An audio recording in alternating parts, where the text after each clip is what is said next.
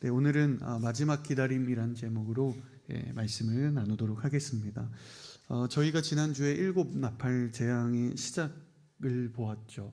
하지만 우리가 일곱 나팔 재앙 중에 여섯 나팔까지만 시행되었다라는 사실을 저희가 보았습니다. 그 많은 재앙에도 불구하고 여전히 회개하지 않는 사람들이 남아 있었어요. 오늘 저희가 살펴볼 이 10장은 여섯 번째 나팔, 지난주에 우리가 살펴봤던 그 여섯 번째 나팔과 그리고 앞으로 보게 될 11장의 일곱 번째 나팔 사이에 사실은 위치한 다른 주제예요. 그러면 왜 굳이 성경은 여섯 번째 나팔과 일곱 번째 나팔 이 사이를 분류해 놓고 이 가운데 다른 주제를 가지고 있는가? 굉장히 중요한 목적이 있는데 우리 다시 한번 1절과 2절 말씀을 읽으면 좋겠습니다. 시작. 그러고 나서 나는 다른 강한 천사가 구름을 입고 하늘에서 내려오는 것을 보았습니다. 있고 그의 얼굴은 해 같으며 그의 다리는 불타는 기둥 같았습니다. 그의 손에는 왼발은 땅을 디디고 있었습니다. 아멘. 천사의 특징이 여러 가지가 나오는데 먼저 구름을 입고 하늘에서 내려온다. 구름이 있고 그리고 무지개가 있죠. 그리고 해 같은 얼굴 그리고 불타는 기둥이다. 이 네 가지는 모두 각각 구약과 연관된 상징들입니다. 구름은 영광스럽게 오시는 그 하나님의 영광과 임재를 뜻하고요. 무지개는 노아의 언약을 떠올리게 하죠. 그리고 해는 시내산에서 모세가 언약을 받을 때 밝게 빛나는 그 얼굴을 이야기합니다. 그리고 불은 광야에서 이스라엘 백성들이 이 불기둥으로 인도함을 받았던 그 불을 이야기해요. 각각의 다른 구약의 상징들이지만 공통점인 것은 이 땅에 찾아오시는 하나님의 임재를 가리킨다는 사실이에요. 그래서 지금 이 천사는 하나님의 임재를 나타내고 하나님을 상징하면서 파송을 받은 천사입니다. 이 중요한 이 천사에게 한 가지 이 특이한 점이 있었는데 이 작은 책 하나가 손에 들려 있었다는 거죠. 이 책은 어떤 책이냐면 하나님의 심판과 하나님의 계획이 담겨 있는 책이었습니다. 그런데 이 책이 닫혀 있을까요? 열려 있을까요? 열려 있죠. 펼쳐져 있어요.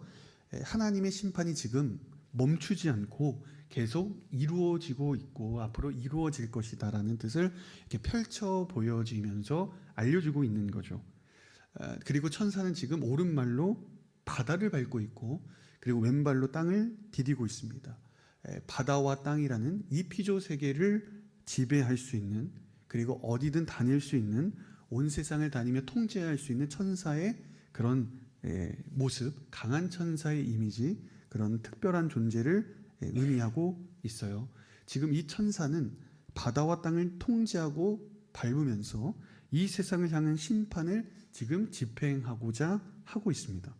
정확하게는 우리가 지난 시간에 9장 20절에서 21절까지 여전히 심판에도 불구하고 회개하지 않는 사람들이 등장했는데 그에 대한 심판을 의미합니다. 그런데 여기서 아이러니한 일이 벌어지게 되는데 우리 3절과 4절 한번 계속 읽어봅니다. 시작. 그가 사자가 포효하듯이 큰 소리로 외치자 일곱 천둥이 각기 소리를 내며 말했습니다. 일곱 천둥이 말할 때 내가 기록하려 했습니다. 그때 나는 하늘에서 나는 음성을 들었는데 일곱 천둥이 말한 것들을 봉인하고 기록하지 마라 라고 했습니다. 여기 일곱 천둥이 등장하는데 이 일곱 천둥이라는 존재가 어떤 소리를 내며 말했는지 성경에 기록되어 있지는 않아요. 다만 아마 징계와 징벌에 대한 내용을 이야기하지 않았을까 싶습니다. 그래서 이 일곱 천둥에 대한 내용을 환상을 보고 듣고 이제 사도 요한이 기록하려고 적으려고 하는데 하늘에서 음성이 들려오죠. 일곱 천둥이 말한 것들을 봉인하고 기록하지 마라. 쉽게 말하면 펜 내려놓고 책을 덮어놔라 라는 거죠. 이건 하나님께서 지금 집행되고 있는 이 심판을 잠시 일시정지시키신 거예요. 심판을 유보하셨습니다. 그리고 왜 하나님께서 지금 진행되고 있는 이 심판을 보류하시고 일시정지시켜 놓았을까? 사실 진정으로 백성들이 하나님께 돌아오기 위해서는 이런 강력한 심판이 필요하지 않을까라고 생각이 드는데, 하나님께서 이 유보한 이유는 심판을 통해서 사람들이 회개하기를 원하시지 않고 복음의 증언을 통해 예수 그리스도의 그 십자가와 부활의 증언을 통해 사람들이 돌이키기를 원하셨기 때문이에요. 당장에는 무서운 심판과 거대한 심판이 사람들에게 큰 효과를 가져올 것처럼 보일지 모르지만, 그러나 궁극적인 변화는 예수 그리스도가 주시는 그 사랑을 깊이 수용할 때 사실은 우리에게 변화가 찾아오는 것입니다. 만일 심판을 통해서 하나님께서 이 하나님 나라를 이루어 가기를 원하셨다면, 그럼 예수 그리스도가 십자가에 달려 죽으실 이유가 사실은 없습니다. 우리가 하나님을 인격적으로 만나고 변화되었던 경험들, 여러분 각자가 떠올려 보세요. 하나님의 심판이 두려워서 여러분들이 예수님을 만나셨나요? 아니면 주님의 징계가 무서워서 여러분들이 신앙이 성장했을까요? 아니에요. 우리는 늘 예수 그리스도의 사랑과 그 복음이 주는 능력이 끊임없이 우리를 변화시켰습니다. 저번에도 말씀을 드렸는데, 우리의 신앙의 목적은 단지 죄책감에서 벗어나고자 하는 그런 목적이 아닙니다. 심판에서 도망치려고 하는 것도 아니에요. 우리의 신앙의 목적은 온전한 하나님께서 주시는 그 사랑, 그 빛을 향해 나아가는 것이 진정한 우리들이 걸어가야 될 길이라고 말하고 있습니다. 그래서 존 파이퍼 목사님은 이렇게 말했습니다. 지옥에 대한 두려움이나 과거의 어리석은 행동에 대한 후회, 자신의 삶을 낭비해버린 것에 대한 뉘우침 자체로는 하나님을 영화롭게 하지 못합니다. 신앙의 목표는 단지 두려움과 악을 회피하는 것이 있지 않고 그리스도의 사랑을 선택하는 것이고, 하나님이 보여주신 그 빛으로 걸어가는 일이어야 한다. 올바른 방향으로 우리가 나아갈 때 진정한 변화가 내 삶에 찾아오게 되는 겁니다.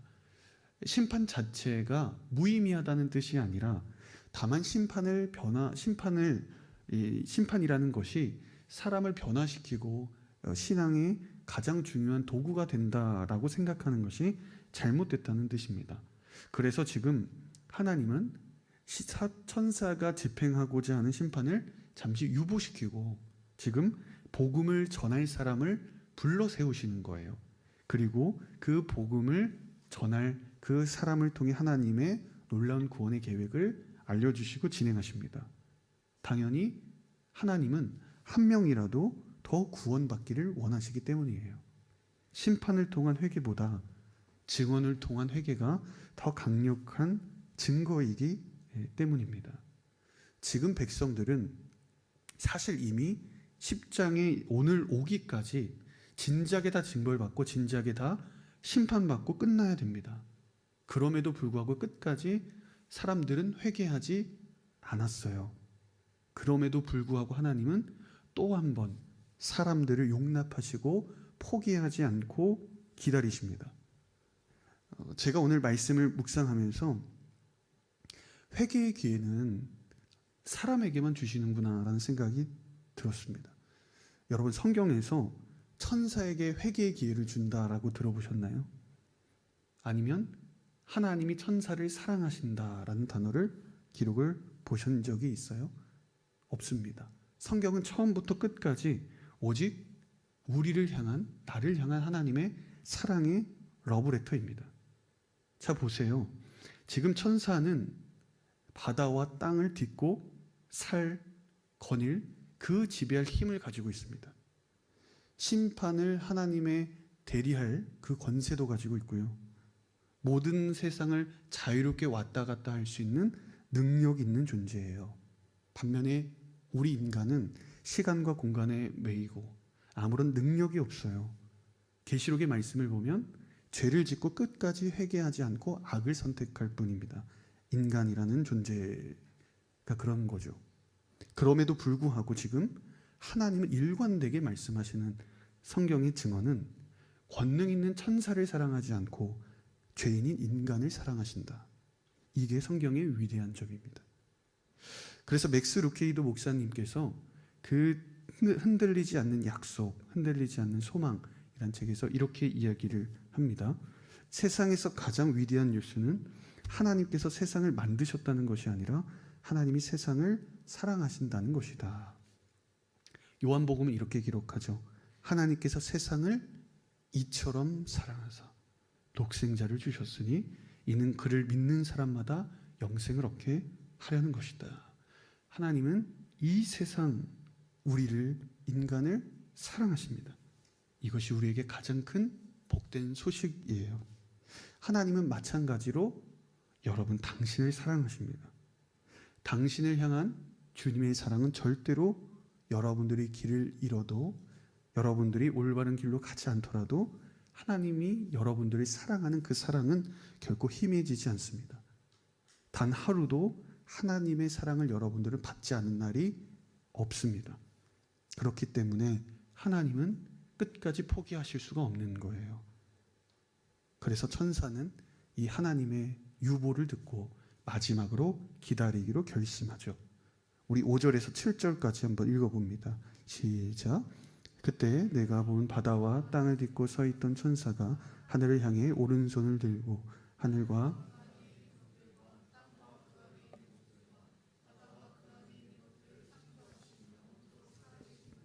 맹세했습니다.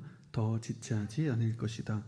7번째 천사가 나팔을 불어 소리내는 날에 하나님의 비밀이 그분의 종들 곧 예언자들에게 선포하신 대로 이루어질 것이다. 하나님의 심판은 유보됐고 기다려지고 있습니다. 하지만 천사는 말하죠. 더 지체하지는 않을 것이다. 정말 이번이 마지막 기다림이다 라고 말합니다. 더 이상의 기회는 이제 없을 것이다. 하지만 7번째 천사가 나팔을 부는 그날, 역사의 끝 종말의 그 마지막 날이 찾아올 것입니다. 그때는 만세 전부터 하나님 안에서 계획되었던 그 하나님의 놀라운 비밀이 완성될 것입니다. 마지막 7 나팔을 부는 그 이후에는 어떠한 용서도 회개도 존재할 수 없습니다. 그럼 지금 6번째 나팔이 불고 7번째 나팔이 불어오는 그 시기를 살아가는 지금 이 심판이 유보된 이 시기에 어떤 일이 일어나는가? 우리 8절 말씀 읽습니다. 시작. 하늘에서 내게 들려왔던 음성이 다시 내게 말씀하셨습니다. 너는 가서 땅과 바다를 디디고 서 있는 천사의 손에 펼쳐져 있는 책을 취하여라. 아멘. 사도 요한에게 하나님이 말씀하세요. 천사의 손에 있는 그 책을 너가 취해라. 무슨 말일까요? 하나님은 지금 요한을 다시 한번 부르시는 거예요. 지금 요한은 제가 1장을 말씀드릴 때 이야기를 드렸는데 지금 백발의 사실 노인이에요. 그 말년에 반모섭에 유배를 가서 지금 말년을 보내고 있습니다. 하나님의 소명을 받기에 어떻게 보면 늦은 나이라고 볼 수 있어요. 하지만 하나님 안에서 소명을 받기에 늦은 나이는 없습니다. 그래서 우리는 늘 새로운 자리에 새로운 부르심에 하나님 앞에서 열려 있어야 합니다. 이때 하나님께서 요한에게 요청하세요. 이 책을 가지고 너가 이 책을 취해서 이 안에 있는 하나님의 복음을 증언하라는 거예요. 심판이 가까이 왔다. 회개하고 지금 복음을 믿으라는 것입니다. 지금 이것을 들고 세상 끝까지 가서 세상 땅 끝까지 여전히 회개하지 않는 그들에게, 귀를 막고 있는 그들에게 복음을 전하고 말씀을 가르쳐라. 하나님께서는 6 나팔과 7 나팔의 이 사이의 시기, 지금 이 심판이 보류된 이 기간을 복음을 전해야 하는 사명으로 채우라고 말씀하십니다. 정말 우리는 마지막 때를 살아갑니다. 정말 우리는 이제 마지막 기회인 거예요. 여러분, 그래서 끝날 때까지 끝나는 게 아닙니다. 단 한 명이라도 말씀을 전할 기회를 여러분 포기하시면 안 되는 것입니다. 그동안 내가 기도를 했음에도 불구하고 그 사람이 믿지 않는다고, 반응이 없다고 여러분 포기하지 마세요. 어느 한 목사님이 야세르 아라파트라는 팔레스타인 해방기구의 의장에게 복음을 전할 기회가 있었습니다. 이 팔레스타인 대표, 아랍 대표와 개인적으로 만나서 예수 그리스도를 전한다는 것은 기적에 가까운 일이에요. 목사님께서 성경을 가지고 예수에 대한 이야기를 하고, 반대로 의장은 코란을 인용하면서 무함마드, 알라에 대해 대화했습니다. 의장은 팔레스타인이 겪고 있는 그런 부당함, 이스라엘로부터 당하고 있는 공경에 대해 말했고, 예루살렘 성전이 누구 것인가에 대한 오랜 시간을 스스로가, 이 의장이 증언하고 이야기를 했다고 합니다. 그런데 목사님이 이렇게 물어봤다고 해요. 의장님, 가장 중요한 것은 팔레스타인과 이스라엘 중에 누가 예루살렘을 차지하느냐가 아니라 과연 지금부터 100년이 지난 뒤에 의장님은 지금 어디에 있을 것인가가 아닐까요? 중요한 질문입니다. 의장에게 기독교의 핵심인 구원의 확신, 천국에 대한 믿음, 죄사함에 대한 그 신앙을 사실은 물어본 거죠. 우리도 스스로에게 질문을 던질 수 있어야 돼요. 내가 사랑하는 내 가족들, 친구들, 친척들, 지금 어떤 삶을 살아가고 있느냐, 어떤 업적을 지금 이루고 성공을 했느냐가 아니라 과연 그들이 100년 지난 뒤에 그들은 어디에 있을 것인가. 이것이 우리에게 더 중요한 질문이 되어야 합니다. 목회를 하다 보면 임종 직전에 성도들을 많이 만날 때가 있어요. 하나님은 사람이 숨을 거두시기 직전에도, 마지막 순간에도 구원을 주십니다. 성령께서 역사하시면 우리가 전하는 말이 임종을 앞둔 그 사람을 영원한 사망에서 영원한 생명으로 옮길 수 있습니다. 아마도 천국에는 죽음 직전의 마지막 순간에 구원받은 많은 사람들이 있을 거예요. 그래서 우리는 우리가 전하는 복음의 능력을 과소평가해서는 안 됩니다. 저는 그래서 켄달 목사님의 이 말이 참 좋습니다. 그러니 사랑하고 아끼는 이들을 위한 기도를 멈추지 말라. 그들의 영혼을 포기하지 말라. 그들의 생명을 포기하지 말라. 그들의 구원을 포기하지 말라. 절대로 포기하지 말라. 저는 이번에 우리가 진행되는 이 초청 예배가 정말 여러분이 초대하는 그 대상이 인생의 변곡점이 되는 시간이기를 바랍니다. 그리고 나아가서 그 사람들을 초청하는 여러분들 각자가 하나님의 구원의 능력과 기도의 응답을 경험하는 축복의 시간이 되기를 소망합니다. 제가 구글 드라이브를 이렇게 정리를 하다가 오래전에 그 초청 예배를 공동체에서 진행한 적이 있었는데, 신청자들에게 제가 후기를 다 받은 적이 있어요. 그걸 이렇게 발견하게 돼서 제가 다시 이렇게 전체적으로 다 읽어보면서 몇 가지를, 몇 분의 이야기를 나누면 좋겠다는 생각이 들어서 제가 몇 분이 쓴 그대로 읽어드리도록 할게요. 한 분은 따로 초청을 계획하지 않았던 친구가 온누리교회에 오게 하셔서 정말 감사드립니다. 이번 초청 예배를 통해 선뜻 쉽게 하지 못하는 전도의 용기를 가질 수 있었습니다. 그리고 다음 사람이에요. 부모님께 어떻게 예수님을 전해드려야 할지 항상 막연했는데 준비하고 기도하면서 내가 하는 것이 아니라 하나님이 하신다는 의미를 조금이나마 깨달을 수 있었습니다. 세 번째 사람이에요. 하나님께서 저를 가족들을 위한 복음의 통로로 쓰실 수 있도록 기도했지만 무엇보다 저를 구원하기 위해 믿지 않는 가족들을 제 옆에 붙여주셨음을 깨달았습니다. 이번 초청 예배를 계기로 다시 한번 나의 주변 사람들의 영혼 구원을 위해 고민하고 애통함으로 마음에 품으며 기도하고 결단하는 시간을 가지게 되었습니다. 이번 초청 예배를 위해 기도했던 시간들 그대로 땅에 떨어지지 않고 차곡차곡 쌓여 언젠가 반드시 그들의 삶을 통해 이루어지리라는 소망이 생겼습니다. 마지막이게요. 사실은 저에게 가족 구원이라는 기도 제목은 막연한 기대와 장기적인 기도 제목이라고 생각하며 적은 시간을 투자했던 기도 제목이었습니다. 내가 생각하는 것보다 언제나 큰 일을 이루시는 하나님을 경험했습니다. 제가 너무 늦게 데리고 온 게 아닌가 가족들에게 미안했습니다. 가족들에게 하나님의 사랑을 전하는 일이 이제는 두렵지 않습니다. 머지않아 가족 모두가 예배당에서 예배를 드릴 수 있을 것이라는 확신이 듭니다. 제가 이렇게 전체적인 후기를 읽으면서 크게 두 가지 사실을 제가 발견하게 됐어요. 하나는 내가 하는 게 아니라 전도는 하나님이 하신다. 내가 기도로 준비하며 전적으로 영혼을 하나님께 맡길 때 하나님 반드시 역사하신다.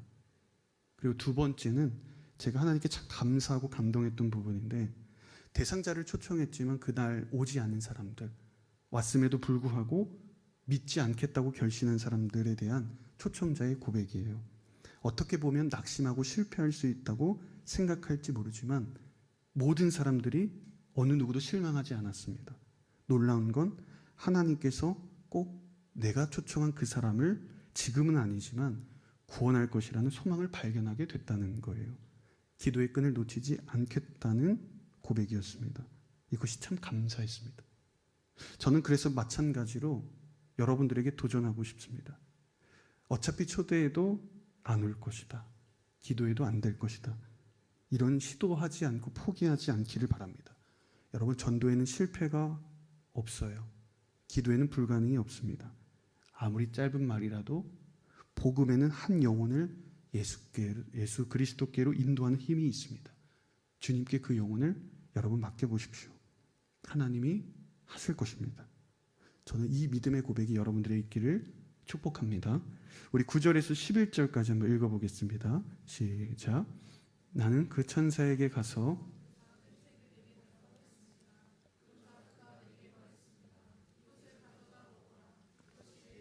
크겠지만 내 입에는 꿀같이 달 것이다. 천사의 손에서 작은 책을 받아서 먹었습니다. 그것이 내 입에서는 꿀같이 달았지만 먹고 난 뒤에 배에서는 썼습니다. 그때 그들이 나에게 말했습니다. 너는 많은 백성과 나라와 언어와 왕들에게 다시 예언해야 할 것이다. 요한이 근데 이 책을 그냥 취하는 게 아니라 받아 먹습니다. 먹는 행위는 이 말씀을 내재화한다는 것이고, 그 말씀과 내가 하나 되는 것이고, 그 진리를 인격화하는 과정을 의미합니다. 저는 말씀을 먹는다라는 이 표현이 참 좋은 신앙적 표현이라는 생각이 들어요. 우리가 말씀을 보통 읽는다라고 표현을 하잖아요. 본다라고 하고. 그런데 마치 우리가 읽고 이해하고 이런 부분들은 지적으로 이해하는 차원에 좀 더 우리가 국한해서 생각할 때가 더 많잖아요. 그런데 우리가 음식을 먹으면 그 음식이 나에게 흡수되고 그 음식이 나에게 효능을 발휘하는 것처럼, 하나 되는 것처럼, 말씀을 먹는 것은 말씀과 내가 하나 되는 것이고, 그리고 그 말씀의 효능이 내 안에서 나타난다는 것이고, 말씀을 삶으로 표현하는 것을 뜻하기 때문이에요. 오늘날 그리스도인들에게 필요한 것은 말씀을 읽는 지적 행위가 아니라 말씀을 먹는 삶의 모습으로 나타나야 되지 않을까. 이 책을 먹으면 입에서는 꿀같이 달고 배에서는 쓰다고 합니다. 달콤함은 생명력을 나타내는 속성을 이야기를 해요. 생명이 주어지고 그로 인해서 얻게 되는 기쁨과 즐거움을 달콤하다라고 이야기를 하는데, 근데 중요한 건 배 안에서는 쓰다는 거예요. 이것은 복음을 살아내고 말씀을 실천하는 삶의 고난과 어려움을 이야기를 합니다. 자기를 부인하고 말씀에 순종하는 삶을 살아야 되기 때문인 것입니다. 그래서 쓰다는 말은 나아가서 증인의 삶을 살면 이렇게 박해와 고난을 만날 수밖에 없다라는 뜻이기도 해요. 말씀을 진정으로 먹는다면, 그래서 그 말씀이 주는 생명의 기쁨과 즐거움이 있지만 동시에 말씀을 살아낼 때 오는 고난과 아픔과 어려움도 함께 감내해야 된다는 이야기를 하고 있습니다. 지난주 화요일에 그 CGN에서 이제 곧 개봉하는 영화가 있어요. 그 서서평 다음으로 하는, 제목이 무명입니다. 그걸 보고 왔는데, 일제강점기 시절에 두 명의 일본 선교사에 대한 이야기예요. 일제시대 때 우리나라에 와서 선교를 한 일본 선교사님들이에요. 우리가 사실은 저도 이번에 이름을 알게 됐는데 대부분의 사람들이 잘 모릅니다. 두 사람을 소개하는데, 노리마치 마사야스라는 사람과 오다 나라지라는 일본 선교사님이세요. 이 노리마치 마사야스 선교사님은 일본 개신교 첫 선교사라고 합니다. 그리고 오다 나라지 선교사는 일제의 그런 신사참배를 저희 조선 땅에서 함께 하면서 반대운동을 하면서 투옥되고 했던 사람입니다. 이게 참 감동적인 영화였어요. 아마 저희가 교회적으로 이 성인 공동체는 같이 보게 될 텐데 저희 청년부도 함께 또 기회가 되면 보면 좋겠고 일본 아웃리치를 가기 전에 한번 같이 봐도 좋겠습니다. 두 일본 선교사님은 공통점은 모두 안정된 일본의 삶을 버리고 조선 땅을 선택했다는 거예요. 그들에게 공통점이 하나가 있었는데 핍박을 받고 고통당하는 이 조선 사람들과 함께하는 것이 하나님의 뜻이고 거기서 복음을 전하고 복음의 삶을 살아야 한다라는 부르심이었습니다. 모든 사람이 만류했어요. 그럼에도 불구하고 한국에 와서 가난한 이들의 친구가 되었습니다. 특히 노리마치 선교사님은 19세기 후반에 명성황후 시해 사건 이후에 와서 반일 감정이 극도로 치달았을 때 한국에 온 거예요. 어눌한 말로 조선말 간신히 배워서 복음 전하고 한글 간신히 배워서 종이에 써서 길거리 나눠주는데 보지도 않습니다. 일본인이라는 이유로 돌을 던지고 폭력을 당하는 거예요. 그런데 참 희생적인 삶을 사셨습니다. 집안에 있는 모든 쌀들 다 나눠주고 심지어 쌀이 부족하니까 그 안에 드는 선교사님 아내가 머리를 잘라서 쌀을 팔아서 쌀을 바꿔서 사람들에게 나눠줬고 결국에는 영양실조로 그 선교사님 아내가 죽게 됩니다. 이 영화를 보면서 사실 이 선교사님에 대한 많은 내용을 담고 있지 않아요. 왜 그런가 봤더니 이 선교사님이 소속된 이 단체가 자신의 행적을 남기지 않는 게 그 사역의 원칙이라는 거예요. 수치는 자신에게, 영광은 하나님에게. 이 모토 하나 있기 때문에 이름 없는 선교를 하고 순교를 당하셨죠. 딱 3장의 사진을 가지고 추적을 합니다. 그래서 극 일부만 파악할 수 있었어요. 그런데 제가 이걸 보면서 가장 놀랐던 것은 이 노리마츠 선교사님에 대해서 사후에 장례식에서 조선 사람들이, 한국 사람들이 이렇게 이야기를 했다고 합니다. 우리는 도요토미 히데요시 일본은 증오한다. 이토 히로부미의 일본도 사랑할 수 없다. 그러나 우리의 친구 노리마츠의 일본은 사랑할 수밖에 없다. 문화 연구하시는 그 다큐멘터리에 나온 분이 이야기하시더라고요. 일제강점기의 조선 사람의 입에서 이 말이 나온 것은 기적이라고 합니다. 노리마츠가 얼마나 조선을 위해서 희생하고 작은 예수의 삶을 실천했는가 보여줍니다. 저는 이 영화를 보면서 참 진짜 노리마치 선교사님과 오다 나라지 이 일본 선교사님들이야말로 말씀을 먹은 신앙인이었다라는 생각이 들더라고요. 하나님 나라도 마찬가지일 것입니다. 세상 사람들은 하나님을 직접 사랑하지 않아요. 우리를 통해 드러난 하나님 나라를 사랑합니다. 우리의 삶을 통해 드러난 하나님을 사랑하지 안 믿는 사람들이 처음부터 하나님을 직접 사랑하지 않습니다. 직접 진정한 증거자는 말씀을 먹는 사람들, 삶으로 살아낼 수 있는 사람들, 복음을 지키는 사람들, 작은 예수로 살아갈 수 있는 그 믿음의 사람, 이름 없는 무명의 사람들이 헌신하는 자들, 바로 그들이 말씀을 먹은 사람들입니다.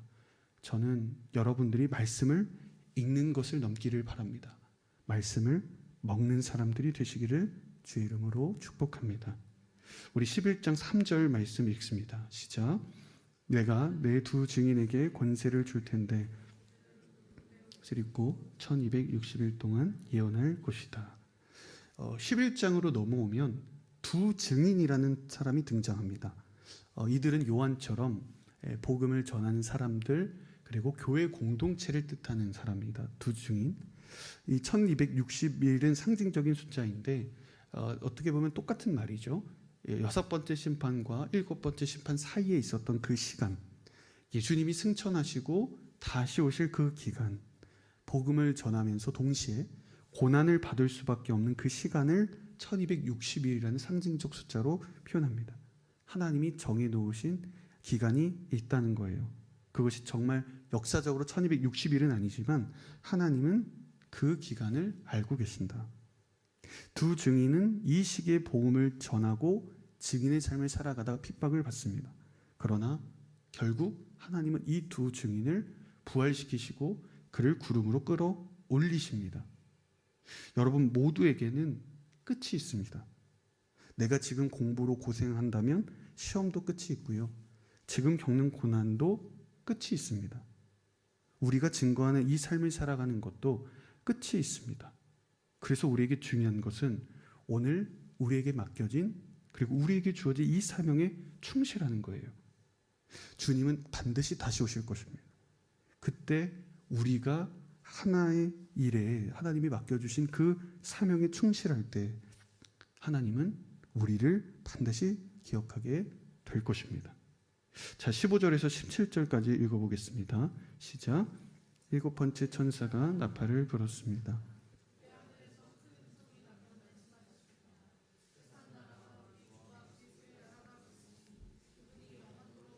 하실 것이다. 그러자 하나님 앞에 자기 보좌에 앉은 24장로들이 엎드려 하나님께 경배하며 말했습니다. 지금도 계시고 하나님께서는 큰 권능을 취하시고 다스리십니다. 아멘. 드디어 마지막 일곱 번째 나팔이 지금 울리고 있습니다. 그동안 치열한 영적 전쟁의 격전지였던 세상 나라에 대반전의 역사가 일어나요. 순식간에 그리스도가 다스리는 나라로 전환되고 바뀝니다. 예수 그리스도가 영원히 통치하는 나라가 됩니다. 이때는 믿음을 신실하게 지키는 사람들에게는 영원한 구원과 축복이 수여되는 시간이지만 여전히 마지막 기다림에도 불구하고 회개하지 않는 이들에게는 이제 모든 기회가 사라지게 되었습니다. 결국 성경에서 요한계시록에서 말하고자 하는 바는 말씀을 지키고 따르고 어떠한 상황에서도 복음을 전한다면 비록 박해와 고난과 어려움이 있겠지만 하나님께서는 그들을 승리하게 하실 것이다. 우리의 소망을 이 땅에 두지 말고 하늘에 두고 오늘 우리에게 맡겨진 복음 전파의 사명, 오늘 우리들에게 허락된 그 사람에게 복음을 전하며 말씀을 전하며 살아가라고 오늘 요한계시록은 말하고 있습니다. 우리 18절에서 19절 읽어보겠습니다. 시작. 이에 나라들이 분노했으나 오히려 주의 진노를 내려 죽은 사람들을 심판하실 때가 왔습니다. 성도들과 작은 사람이든 큰 사람이든 주의 이름을 경외하는 사람들에게 상을 주시며 땅을 더럽힌 사람들을 멸망시키실 때가 왔습니다. 그때 하늘에 있는 하나님의 성전이 열렸고 그 성전 안에 있는 하나님의 언약궤가 보였습니다. 그러자 번개가 치고 요란한 소리와 천둥과 지진이 나고 큰 우박이 쏟아졌습니다. 이 마지막 때, 마지막 심판, 마지막 일곱 나팔이 불러오는 이때에 왜 마지막에 하늘에 하나님의 성전이 열리고 하나님의 언약궤가 보였을까? 성전을 이야기를 하잖아요. 그러면서 제가 이 말씀이 생각이 났는데 우리 한 번 더 읽어보면 좋겠어요. 히브리서 6장 19절에서 20절입니다. 시작. 우리가 가진 이 소망은 안전하고 확실한 영혼의 닷과 같아서 휘장 안으로 들어가게 합니다. 예수께서는 우리를 위해 앞서 달려가신 분으로 그곳으로 들어가셔서 멜기세덱의 계열을 따르는 영원한 대제사장이 되셨습니다. 아멘. 여러분 그 사진을 보시면 닻이 뭔지 아세요? 양쪽에 이렇게 뾰족한 그 큰 쇳덩이예요. 이건 배를 고정시키기 위해서 바다 아래나 육지 기둥에 이렇게 매다는 것을 말하죠. 그래서 닻을 단단하게 고정하면 어떤 악천후와 돌풍에도 불구하고 배가 그 자리에 든든히 설 수 있어요. 히브리서 말씀에 따르면 우리의 영혼에도 닻이 필요하다는 거예요. 닻을 휘장 아래 두라는 거예요. 그래서 하나님의 보좌가 있는 방, 지성소가 있는 방, 그 안에 매라는 것입니다. 예수님이 먼저 들어가셨다는 뜻은 그 줄을 맨 그 닻을 하나님께서 지성소에 들어가셔서 먼저 우리의 닻을 보좌에 꼭꼭 매셨다는 것을 의미합니다. 우리가 지금 어떻게 이 마지막 시기, 마지막 기회를 살아가고 있는데 이 종말의 때에 이 혼잡하고 타락한 이 세상 속에서 우리는 어떻게 복음을 전할 수 있는 힘이 나올까? 우리는 눈에 보이는 것은 절망과 어려움과 타락해 보이는 세상뿐인데 어떻게 우리는 소망을 가질 수 있을까요? 우리가 어떻게 땅끝까지 가서 복음을 전할 수 있는 용기와 힘이 있을까? 그것은 우리의 영혼의 닻이 저 하늘 지성소 안의 보좌에 묶여있기 때문이에요. 그렇다면 세상의 그 어떤 폭풍에도 흔들리지 않고 우리는 굳건하게 설 수 있는 거예요. 복음을 전해도 실패하지 않게 되는 것이고요. 우리들의 삶에 영혼의 난파가 일어나지 않는 것입니다. 여러분은 지금 어디에 영혼의 닻을 내리고 계신가요? 이력서입니까? 물질입니까? 아니면 사람입니까?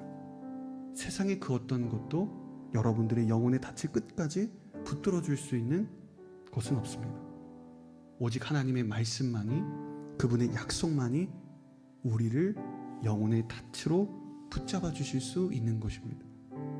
제가 오늘 설교 제목을 마지막 기다림이라고 정했는데, 마지막 심판을 앞두고 있다라는 뜻이기도 하지만 하나님께서 하늘의 보좌에 자신과 함께 있기를 원하는, 여전히 믿지 않는 사람들이 나와 함께 하기를 원하는 아버지의 기다리는 마음이기도 합니다. 여러분, 정말 하나님은 마지막으로 기다리고 계세요. 우리에게 시간이 얼마 없습니다. 여러분, 지금 돌이키시고 지금 복음을 전하십시오. 저는 다윗 공동체 모두가 정말 하나님께서 우리에게 허락된 이 마지막의 기다림의 시기에 정말 땅 끝에선, 세상 끝에선 증인의 삶으로 살아가는 공동체 되기를 바랍니다. 오늘 하나님께서 여러분들의 삶 가운데 임재하여 주시고, 여러분들의 오늘의 이 믿음의 결단을 통해서 땅 끝에 나아가 복음을 전하며 주님의 참된 증인이 되시기를 주의 이름으로 축복합니다.